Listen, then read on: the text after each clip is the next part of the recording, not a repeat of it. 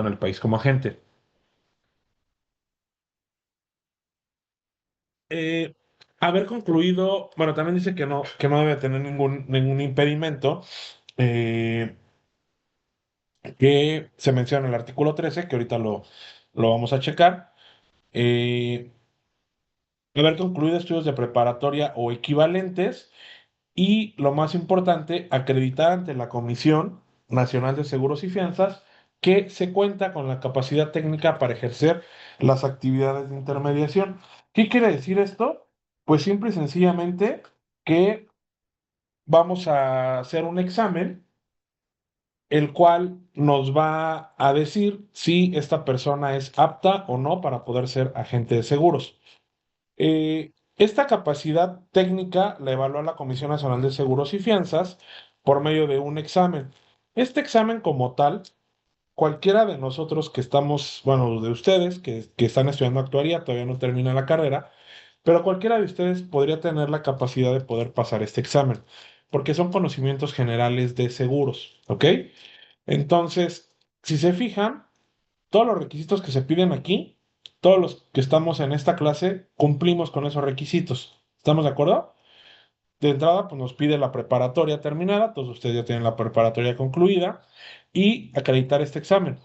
La mayoría de los agentes de seguros en algún momento eran personas que pues sí solamente tenían la preparatoria o eran de otra carrera. Actualmente, muchos de los agentes de seguros que existen en el mercado ya son actuarios. Y ustedes me van a decir, ¿cómo? ¿Cómo que los actuarios andan de agentes de seguros? Pues sí. ¿Por qué? Porque como agente de seguros se gana bien, es una realidad, pero como cualquier otro trabajo hay que dedicarle tiempo y esfuerzo.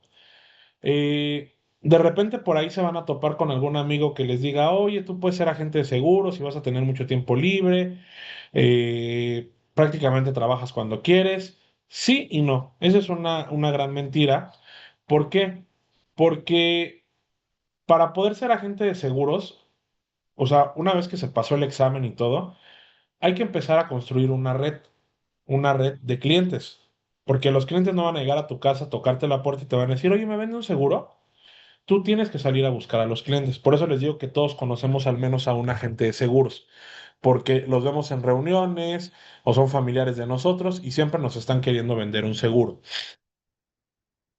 Entonces, estos agentes de seguros, pues tienen que dedicar una buena parte de su tiempo a andar buscando clientes. Les digo, ganan bien, eso sí, ganan muy bien, pero ganan de acuerdo al ritmo de trabajo que tengan o el número de seguros que vendan. Yo tengo muchos amigos que se dedican a ser agentes de seguros, llevan años siendo agentes de seguros y les va muy bien, pero tengo también otros amigos que pues no le echan tantas ganas a ser agentes de seguros y este trabajo pues les da como para vivir, ¿no? O sea, les da lo básico. Pero también les digo, tengo amigos que pueden llegar a ganar hasta 300,000 pesos al mes siendo agentes de seguros. Obviamente no todos los meses vas a ganar 300,000 pesos al mes. Va a haber meses que puedes ganar, si eres constante, le echas ganas, puedes ganar 100,000, en el otro mes 150,000 pesos, 200,000, pero la media es que puedes estar ganando 100,000 pesos mensuales, que es un muy buen sueldo, ¿no? ¿Que tienes mucho tiempo libre como agente de seguros? Sí, y no, porque mis amigos que tengo que son agentes de seguros, diario o cuando recién empezaron, le dedicaban las mismas 8 horas que debes de estar en una oficina o a veces hasta más diario. ¿Para qué? Pues para poder crear esa red, ¿no? Para poder buscar clientes. Mis amigos, los que no les va tan bien, pues sí eran los que agarraban y le ponían 1 o 2 horas o 3 horas de atención a ser agentes de seguros diario y pues obviamente ganan menos, ¿no? Han construido una red más lento o no tienen una red tan sólida. Entonces, eh, esto se los digo, o sea, para que tengan este panorama, no les digo que todos se vayan a ser agentes de seguros.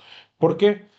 Porque también ser agente de seguros es saber vender y no todas las personas tienen la habilidad de saber vender. Hay personas que te pueden vender hasta una piedra y aunque tú sepas que es una piedra y que la puedes recoger gratis en algún terreno baldío, hay gente que tiene la capacidad de poderte vender esa piedra. Y hay personas que de plano no tienen la capacidad de venta, ¿no? Y entonces, y está bien, no pasa nada. Pero hay que saber identificar cuáles son nuestras fortalezas como individuos y tal vez alguien de los que está aquí en la clase me diga, profe, yo sí soy muy bueno vendiendo, entonces pues pudiera explorar esta parte de ser agente de seguros. Eh, Vamos a ver en la siguiente lámina, eh,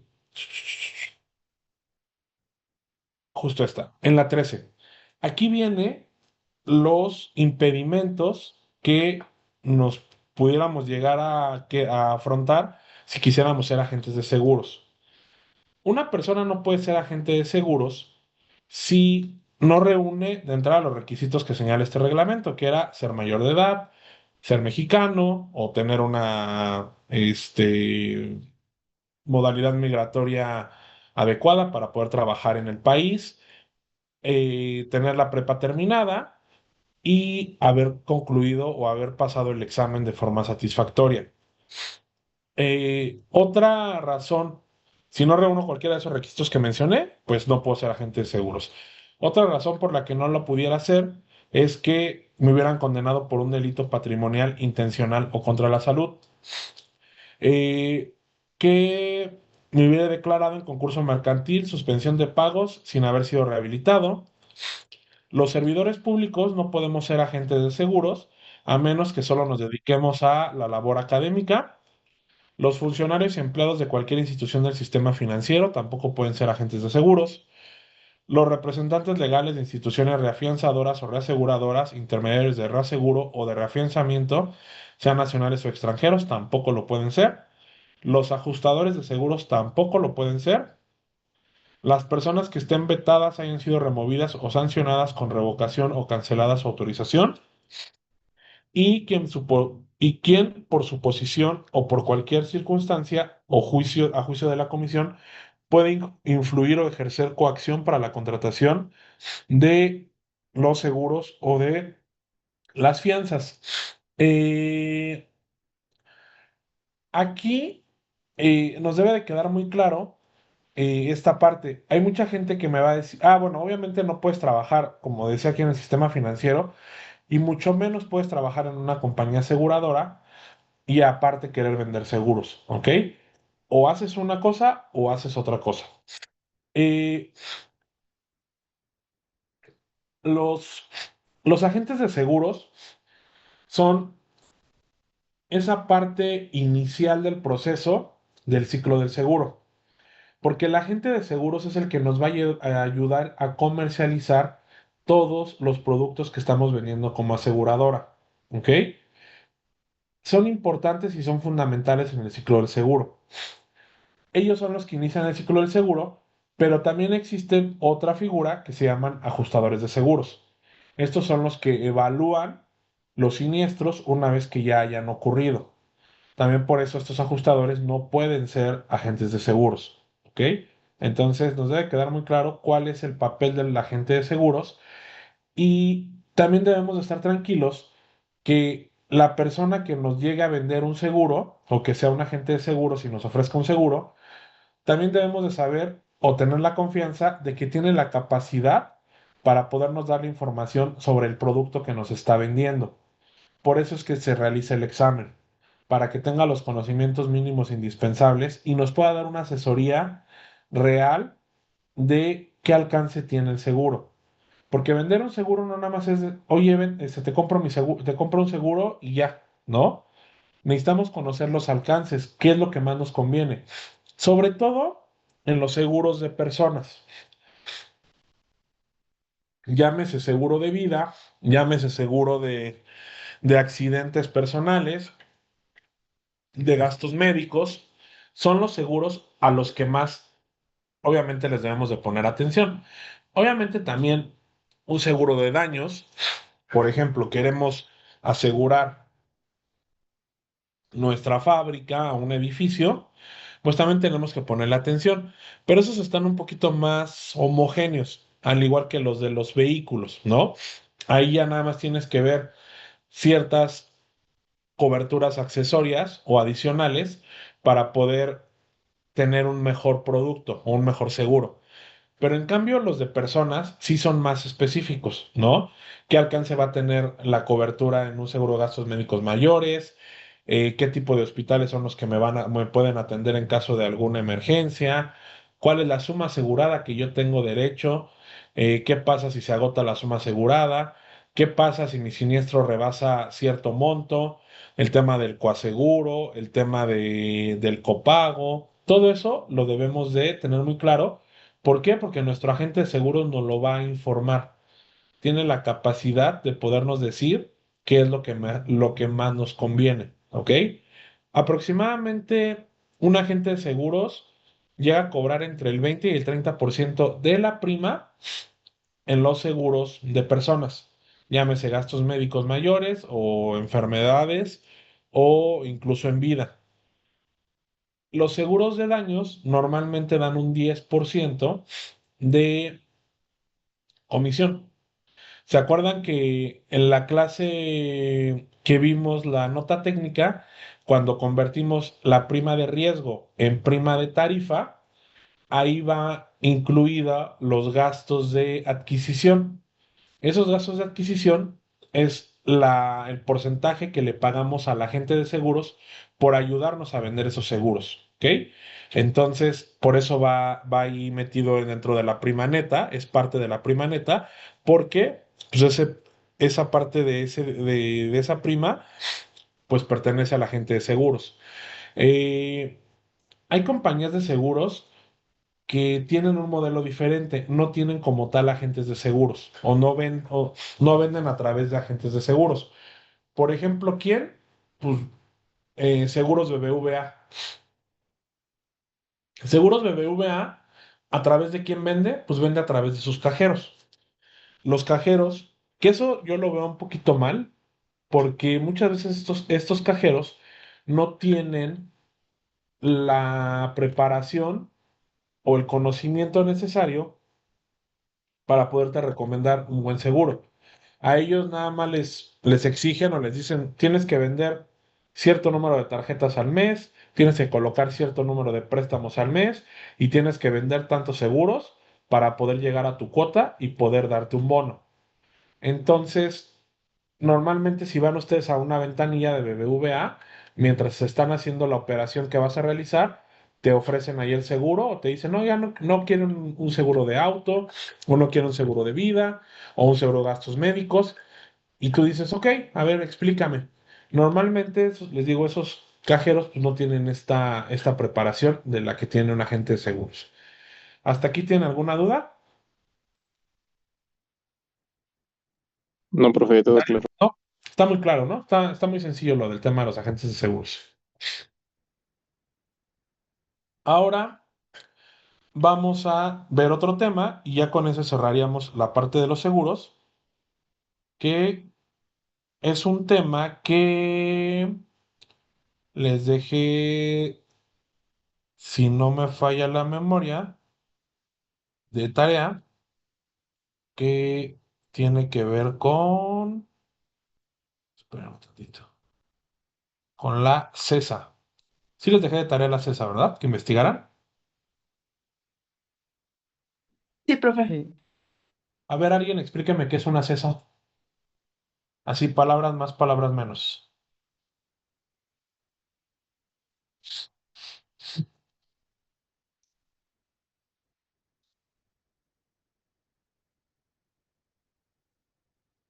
Pues es el como sistema de que ya tienen de referencia de estadísticas para poder hacer los cálculos de primas y todo eso, los actuarios.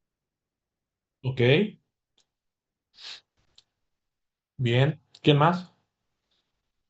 Pues como tal, permitía como recabar información, ¿no? Y esto para que, bueno, dicha información pues era reportada a la comisión, ¿no? Esto justamente para saber cómo se estaban comportando y todo este tipo de cosas, ¿no? ¿Ok? ¿Quién más? También bien la definición que dio Axel. Bueno, yo encontré que era como una sociedad que se especializaba más como en los seguros de salud, ¿no? Que permitía que ¿Seguros qué? las personas tuvieran acceso a ellos. ¿En los seguros qué, perdón, Emilia? ¿De salud?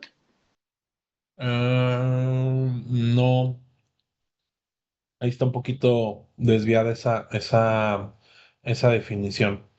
A ver, les voy a compartir la pantalla y se los explico de volada. La CESA como tal es el sistema estadístico del sector asegurador, ¿ok? Aquí lo dice bien. Sí, sí ven el PDF, ¿verdad? Sí, Sí. sí, sí, sí. Aquí están las siglas. Sistema estadístico del sector asegurador, por eso se llama CESA, ¿ok? Como tal, es nuestra información estadística de los seguros. Estas CESAs, si buscaron y pusieron un ejemplo de qué es una CESA es tal cual un archivo en Excel. Este archivo en Excel refleja o trae la información estadística de todo el sector asegurador de forma homogénea, es decir, ya de forma mezclada, ahí viene ya la información compilada de todo el sector. Si se fijan, la CESA, bueno, viene obviamente estipulada en la circular y viene también mencionada en la Ley de Instituciones de Seguros y Fianzas. eh, Se pueden hacer CESAs, o más bien hay CESAs de operación de vida para seguro individual, seguro vida grupo, seguro de pensiones privadas, seguros de pensiones, para accidentes y enfermedades, accidentes personales, colectivo, gastos médicos individual, gasto médico colectivo, seguros de salud, RC, cascos y aeronaves, cascos y embarcaciones, incendio, etcétera, etcétera, etcétera. La CESA como tal, como decía uno de sus compañeros, es todas las compañías de seguros de forma periódica le tienen que mandar información a la Comisión Nacional de Seguros y Fianzas. ¿Por qué? Porque la Comisión Nacional de Seguros y Fianzas es el regulador de todas las aseguradoras.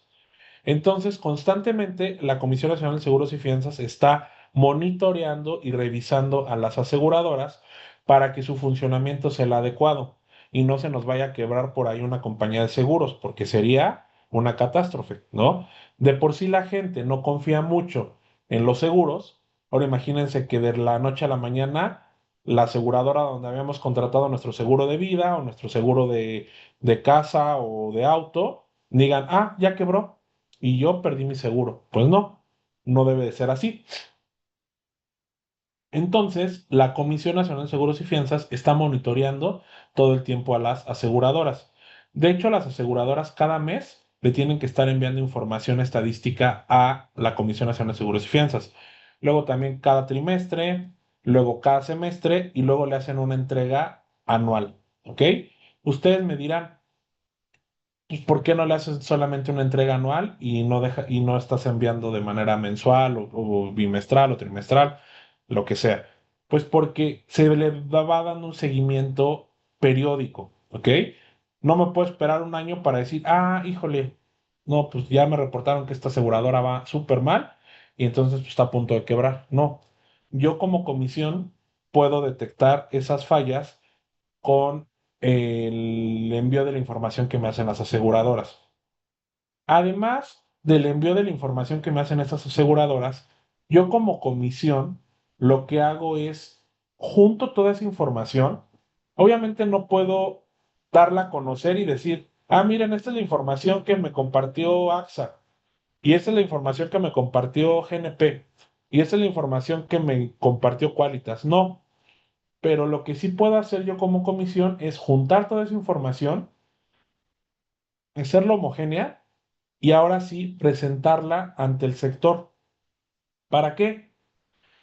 Para que me ayude también, en dado caso de que las aseguradoras no tengan un historial estadístico, puedan tomar la CESA como referencia y puedan hacer sus cálculos para la nota técnica, que era algo también que comentaba uno de sus compañeros. Entonces, en estos casos, por ejemplo, la CESA sirve para compañías nuevas. Yo soy una compañía de reciente creación, quiero calcular o quiero sacar a la venta productos, pues no tengo información estadística porque soy nueva. Entonces voy y busco la CESA, que es la información de todo el sector, y con base en esa hago mis cálculos. Estoy pinche. Eh, ¿Está bien o está mal? Está bien. ¿Por qué? Pues porque tengo la información homogénea de todo el sector. También, aunque sea una compañía aseguradora que ya tengo historial estadístico, puedo tomar la CESA como una referencia. También se vale meterla como el apoyo para poder hacer mis cálculos, ¿sale? Eh, ¿Cómo entrego como compañía esta información? Pues bueno, voy a llenar ciertos cuadros, ¿no? Ciertos layouts que la propia Comisión Nacional de Seguros y Fianzas me indica para yo poder hacerle llegar esta información. ¿Por qué tengo que basarme en ese layout? Porque si yo me baso en ese layout y todas las aseguradoras también llenan ese mismo layout, para mí como Comisión Nacional de Seguros y Fianzas es mucho más fácil poder conjuntar esa información. Pero si Juanito Pérez o la aseguradora El Patito Feliz me manda la información como quiere, pues obviamente no la voy a poder trabajar esa información y no la voy a poder conjuntar con el de todas las demás aseguradoras, ¿vale?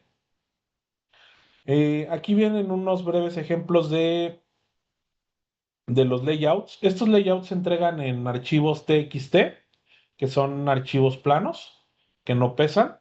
¿Por qué? Porque son bases de datos muy grandes, las aseguradoras. Entonces se mandan en TXT. Y bueno, aquí dice cómo se debe de componer, por ejemplo, el nombre del archivo, para que cada archivo, yo como compañía aseguradora, yo como comisión, pueda identificar ese archivo y no tenga que andar buscando de, híjole, ¿y este de qué es? Aquí, si se fijan, puedo identificar por la letra S que es un archivo de una aseguradora. ¿Por qué? Porque también tengo compañías afianzadoras y esas van con la letra F. El 0155 me dice la clave de la compañía. Yo sé que el 0155 es les voy a dar un nombre al azar, es de AXA. Entonces ya sé que todos los 0155 son de AXA. Luego traigo el año del reporte, 09, dos posiciones. En este caso sería año 25 porque estaríamos reportando el año anterior del año en el que estamos actualmente. Luego, el ID del ramo, pues sería INC, que sería incendio. También tengo un catálogo con los nombres y con esas abreviaturas. El ID de la base, qué tipo de base es, porque yo le voy a reportar tres tipos de base a la comisión. Una base que es de emisión, otra base que es de datos generales y otra base que es de siniestros. Entonces, como esta base es de emisión, le pongo EMI. Si fuera de siniestros, le pondría SIN, o si fuera de datos generales, le pongo la D y la G. Y por último, la terminación, que es .txt, porque es el formato del archivo que estamos enviando. También nos dice que para separar los datos que vamos a meter en el archivo plano TXT, vamos a usar algo que se llama pipes, que son estas rayitas como un poquito más altas que una letra L, y con eso vamos a ir separando cada una de las columnas, porque como todo mundo de ustedes ha ocupado una hoja de texto plano, se le llama también bloc de notas, entonces no tengo columnas como las tengo bueno, no tengo celdas como las tengo en Excel. Entonces, la forma de poder saber hasta dónde llega una columna es por medio de los pipes, ¿ok? Eh, una vez que que ya armo mis bases y todo, meto toda la información, pongo el nombre y todo, lo que hago es, las meto a un prevalidador para poder ver que existen consistencia con los datos, ¿ok? ¿Qué tipo de validaciones voy a hacer? Uno, la validación de obligatoriedad. Existen variables que por la naturaleza de la información pueden no ser llenadas. Por ejemplo, la fecha de cancelación. Obviamente, no todas mis pólizas van a traer fecha de cancelación porque no todas están canceladas. Sin embargo, hay datos que sí están sujetos a obligatoriedad de llenado. Por ejemplo, eh, fecha de inicio de vigencia de la póliza. ¿Estamos de acuerdo que todas mis pólizas deben de traer fecha de inicio de vigencia? No puedo traer una póliza sin fecha de inicio, porque es uno de los datos relevantes que ya lo vimos en una clase anterior, que es de los datos generales que deben de venir en una póliza. Otro dato que debe de ir llenado sí o sí es el monto de la prima que le voy a cobrar al cliente o que le cobré al cliente. No puede venir en cero o vacío, ¿no? Porque puede ser diferente que venga cero a que venga vacío. Entonces, por eso checamos esta parte de obligatoriedad. Otra parte que otro tipo de validación va a ser el formato. ¿Qué tipo de formato va a traer mi campo, ¿no? O mis columnas? Eh, Puede ser numérico o puede ser un carácter. Acuérdense que en el Excel, si yo a un número le pongo un apóstrofe, lo convierto automáticamente en un carácter. ¿Qué quiere decir? Que no lo puedo sumar, restar, multiplicar, porque es como si fuera una palabra o fuera un dato. De hecho, aquí viene el ejemplo.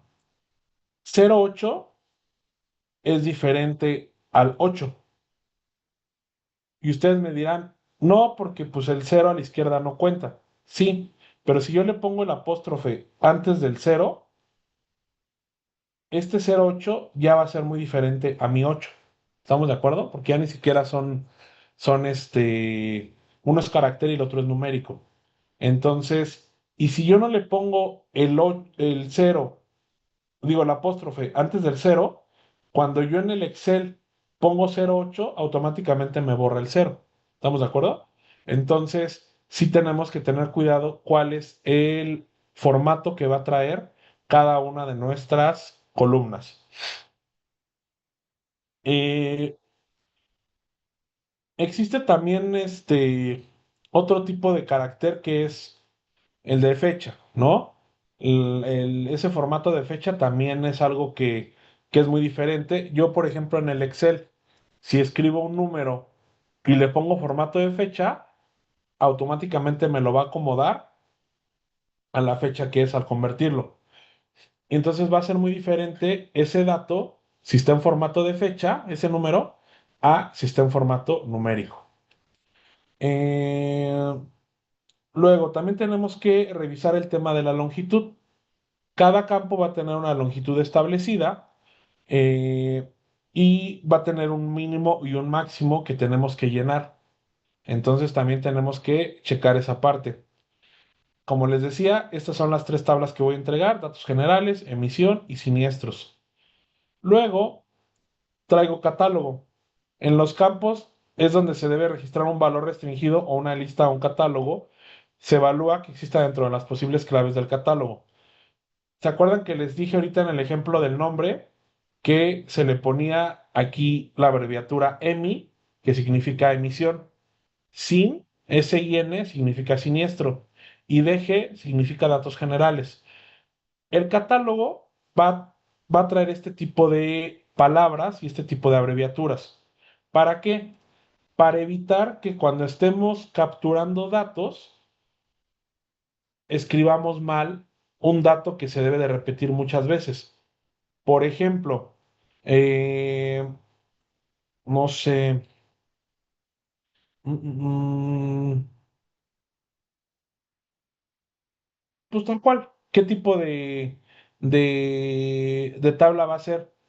Imagínense que yo por error pongo datos generales con la letra Z en lugar de la S. Pues obviamente ya no me va a checar ese dato, ese renglón, con todos los millones que ya le puse datos generales de forma correcta. Por eso el catálogo hace que con ponerle DG y que toda esa columna traiga DG, yo sé qué significa datos generales, porque va y lo busca el catálogo. También sé que la SIN se refiere a siniestros y eso evita que haya typos a la hora de que la gente está capturando esta información. Luego también tenemos que revisar en las validaciones la consistencia del dato, que aquí se verifica que todos los datos cumplan con características específicas como que sean valores positivos o negativos, letras mayúsculas, minúsculas o letras restringidas. Por ejemplo, eh, ¿qué dato de la tabla pudiera no ser negativo o que no pudiera yo traerlo de forma negativa? Vamos a ver que pudiera ser la prima emitida, que es numérico. ¿Estamos de acuerdo que no puedo emitir una prima negativa? Porque ahí prácticamente estaríamos diciendo que yo como aseguradora le tengo que pagar al asegurado por estar asegurado. Entonces, todas las primas, el monto de la columna donde viene el número, bueno, el monto de las primas, pues tenemos que verificar que todos sean positivos, ¿no? No pueden venir de forma negativa. Eh, en donde diga número de siniestro, pues estamos claro que también el número de siniestros no puede ser negativo. No puedo traer negativos de número de siniestro, siempre van a ser positivos, o en su caso cero, ¿sale? Ahora, pasamos a consistencia de registro. Aquí se realizan evaluaciones de orden numérica con, con los diferentes de mayor, igual, mayor, igual, etcétera, etcétera. O bien condicionantes de valores entre campos. Aquí lo que tengo que revisar es que si traigo en la columna número de siniestros cero, en la columna que diga monto de siniestros, no voy a traer o no debería de traer un dato mayor que cero. ¿Estamos de acuerdo? Porque traigo en mi renglón número de siniestros y le pongo 3 y luego monto de esos siniestros y le pongo, no, más bien, perdónenme, número de siniestros que diga cero, ¿sale?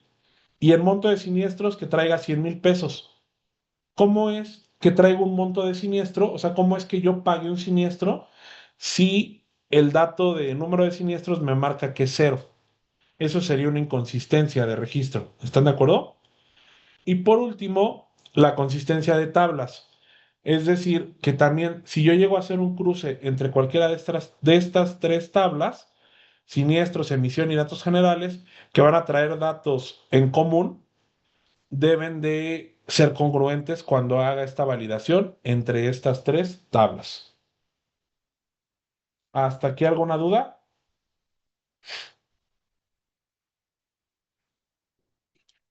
¿Sí nos queda muy claro qué es una CESA y para qué sirve? ¿Y cómo se construyen? Sí, sí queda claro. Perfecto. Bueno, ya para terminar la clase hay que ponernos de acuerdo con el parcial de este primer bloque. ¿Se acuerdan que les dije la clase, bueno, no la clase anterior, en las primeras clases, que la facultad nos está pidiendo que al menos uno de los exámenes se haga de forma presencial? Yo les había dicho a todos ustedes que todos los exámenes se hagan de forma en línea, virtual, y los íbamos a hacer los sábados. Pero, dado que esto de poner los grupos virtuales son, es un como un experimento, pero más bien están viendo qué tal jala esto, si la facultad quiere que se haga un examen de forma presencial. Entonces, aquí la pregunta del millón es, ¿ese examen presencial quieren que sea este? ¿Quieren que sea el segundo? Y la otra es, ¿en qué día lo haríamos? Si lo hacemos entre semana, tendría que ser un día entre semana a la hora de clase.